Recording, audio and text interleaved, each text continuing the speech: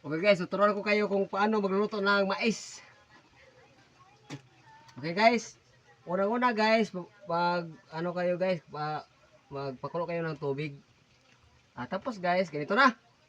Okay guys, luto tayo ng mais. Okay, ganito guys ha. Okay. Kailangan guys, magpakulo kayo ng tubig. Ito yung mais guys ha. Oh, mais. Okay.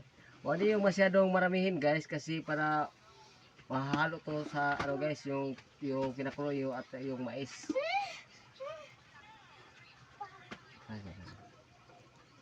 At ihalo to guys. Parang may kita dito. Okay. Ito guys ha. Ano, guys. Okay pala kasi rin guys. Nanti